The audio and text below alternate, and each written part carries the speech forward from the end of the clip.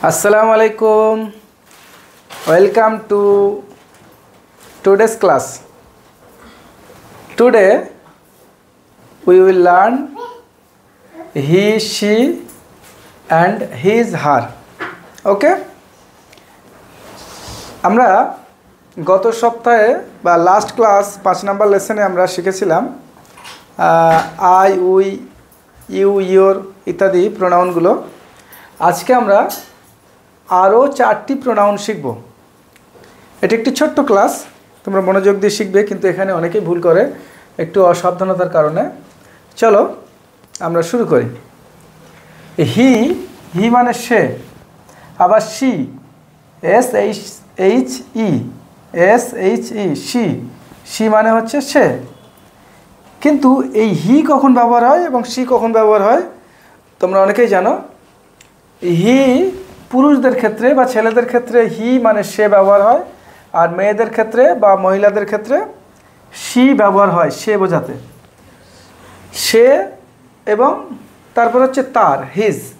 যেমন his father, his father যখন আমরা বলবো, তো যদি পুরুষের ক্ষেত্রে বোঝায় বা কোনো ছেলের ক্ষেত্রে বোঝায় তাহলে আমরা কি করব, হিজ ফাদার লিখব। আর যদি কোনো মেয়ের ক্ষেত্রে বলি, কোনো মেয়ের বাবা এরকম বলতে চায়, তাহলে আমরা বলবো হার father.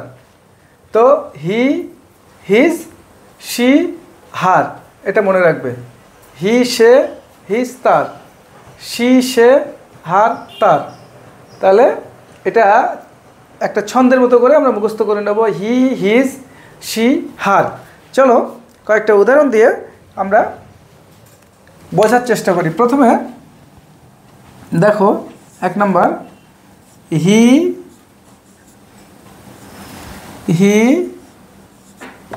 Is A boy. He is a বয় তার মানে কি, সে হয় একজন ছাত্র। হি ইজ এ বয়, সে হয় একজন ছেলে, সে হয় একজন ছেলে। হি ইজ এ বয়, সে একজন ছেলে। ঠিক আছে। এরপরে আমরা যদি বলতে চাই তার সম্পর্কে আরও কিছু, আমরা বলবো তার নাম। তাহলে কি হবে, তার নাম, তখন আমরা এখানে লিখব হিজ নেম ইজ কি, হিজ নেম ইজ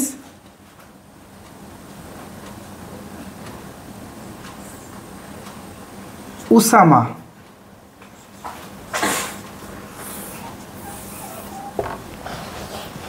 ঠিক আছে। দেখো হি ইজ এ বয়, সে হয় একজন বালক বা ছেলে। হিজ নেম ইজ উসামা, তার নাম উসামা। এখানে আমরা যেহেতু সে একটি বয় বালক, সেই জন্য আমরা হিজ ব্যবহার করলাম। চলো 3 নম্বর একটা উদাহরণ আমরা দেখি। মনে করো এখানে আমরা কোনো একটা মেয়ের ব্যাপারে বলছি, তাহলে she is a girl. She is a girl, সে হয় একজন মেয়ে বা একটি মেয়ে। তো তার নাম যখন আমরা বলবো, তখন এখানে হিজ দেয়া যাবে না, এখানে দিতে হবে her. Her name is Zainab.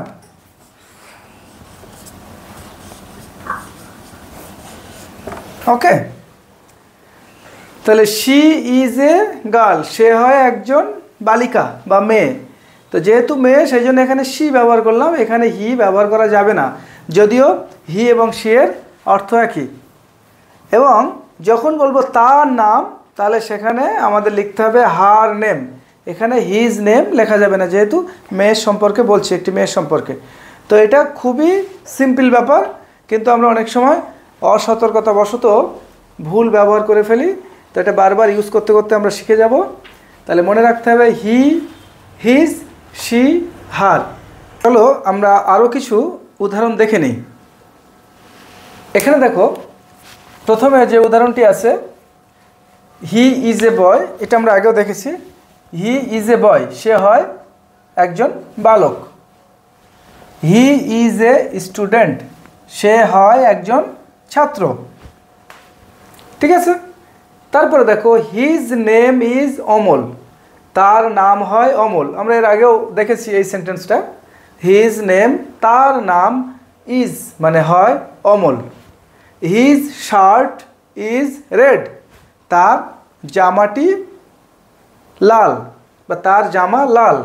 His shirt, তার জামা, is red. His father is a farmer.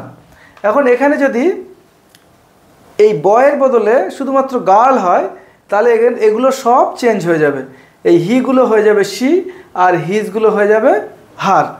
ওকে, তো চলো আমরা দেখে নিই, আমরা একটু শুধু চেঞ্জ করে দিই। তাহলে এখানে বোঝা গেল যে হি মানে হচ্ছে সে, আর হিজ মানে হচ্ছে তার, তার নাম, তার শার্ট, তার বাবা, তার গাড়ি, এভাবে করে সব ক্ষেত্রে হিজ ব্যবহার হবে।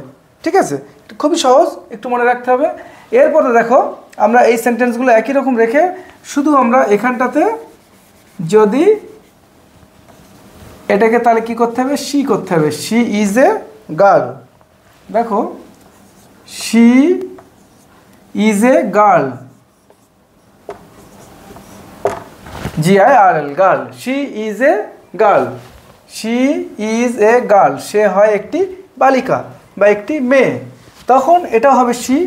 তাহলে এখানে আমরা এইচটাকে তুলে দিই, দিয়ে এটা হচ্ছে she, SH। She is a student, student এখানে এর কোনো ছেলে এবং মেয়ে উভয়ের ক্ষেত্রেই স্টুডেন্টই হয়।